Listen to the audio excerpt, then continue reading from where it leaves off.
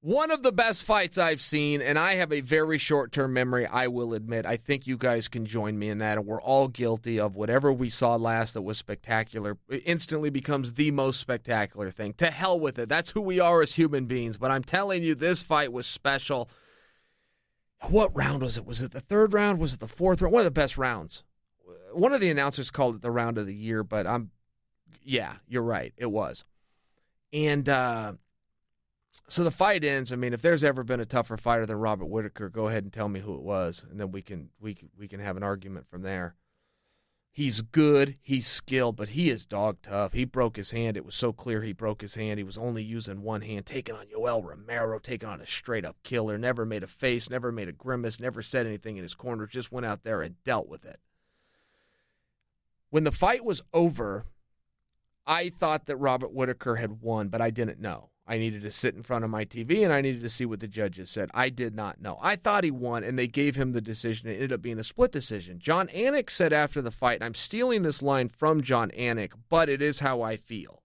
He said my own words for me, so I'll use them now. But he said, look, if that, and I think he was talking about the third round, he said, if that wasn't a 10-8 round, then I don't know what a 10-8 round is. Someone needs to come in and explain to me what a 10-8 round is. He's right.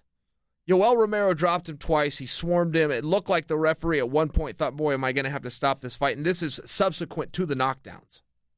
Okay? He had the two knockdowns, and then at another point had him swarm so bad it looked as though the referee's body language was getting in position to wave the fight off.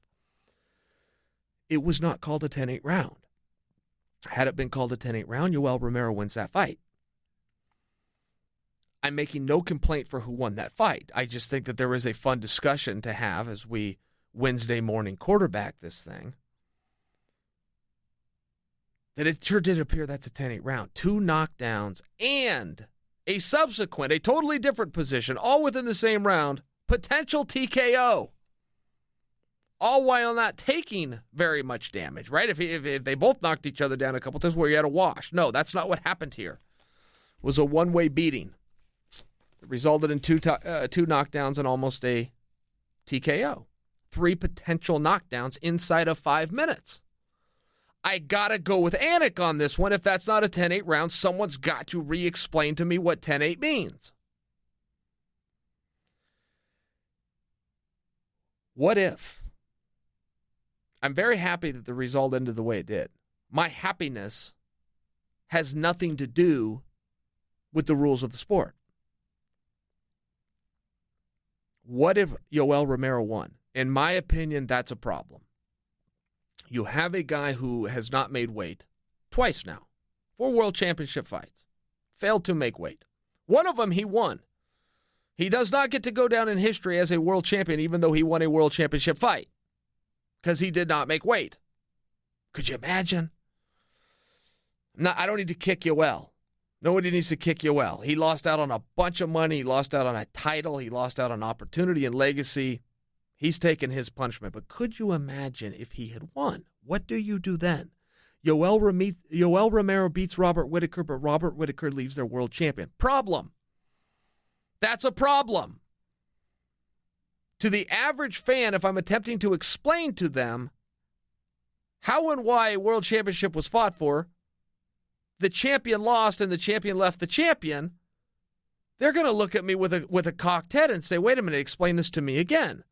Now, to you and I, guys, we understand that because we understand the rules, but try to stand back at 10,000 square feet, at 10,000 feet, and just look at this thing and tell me how that logic adds up. That's what we would have been confronted with. And then what in the hell do you do? What do you do? Do you rematch it because now they're one apiece? Take the chance that Romero is going to make weight this time? Dana White had offered a suggestion before the fight that made some sense to me where he said, look, if Romero wins, maybe we... And he said maybe. He was feeling it out, but I liked his theme. He said maybe we bump him up to 205 and just make him the contender and let him fight for the strap up there. Okay. All right. And that isn't a punishment. We all kind of felt like he should have been punished, but at the same time, what do you do? The fight's going to go on. The show must go on. Maybe that was the fix. We won't know. It's a hindsight issue. We won't know. But it's a spectacular fight. And then when all of this ends, the drama doesn't end. Joe Rogan goes in the ring and asks Robert Whittaker if he would be interested in a rubber match, which, of course, rubber match by definition, you must have had 2 fights and split outcomes. One guy wins and the other guy wins. You're one apiece for a rubber match. It was 2-0. The call for a rubber match, and I do not blame Joe for asking it. And I think the fans would have just absolutely been thrilled. I don't know if that was a fair question to ask Robert Whittaker, who had just won twice and who accepted this fight after Yoel Romero had broken the rule and the contractual agreement to make a certain weight. I don't know if that would be fair, as great as that contest was, to re-ask for that. I will also tell you from a business standpoint, the first fight they had did very bad numbers. When they rematched them, it was a bit of a head-scratcher because you're going, look, we've already seen this once, and while it was a wonderful fight, it wasn't a fight that people wanted to see. This second fight did not do wonderful numbers, and a third fight between them is not going to do wonderful numbers. There is no scenario, no matter how many times you want those two to fight, as unfair as it is because they were wonderful, absolutely wonderful, there's no scenario where that pay-per-view does 500,000. None. Zero. Fight 10 times. Build any drama behind it. Put as much promotion as you want. That never does 500,000 buys. So if you don't have the business arm behind it, these guys aren't going to come in and cash in. And they're taking years off their life. And quite frankly, even if Robert Whittaker got away with one, welcome to the world. Sometimes you're in the right place at the right time. If you get away with 2, that's that. We've, as much as even us as fans would love to go and see rounds 11 through 15 of those two maniacs going at each other, it's too much to ask. My opinion, it's too much to ask. You got to give his guy his due and let him move on. Insert Chris Weidman, insert Kelvin Gastelum. Speaking of, what are you going to do there? Kelvin Gastelum's the number 1 contender. Chris Weidman beat him. What do you do there?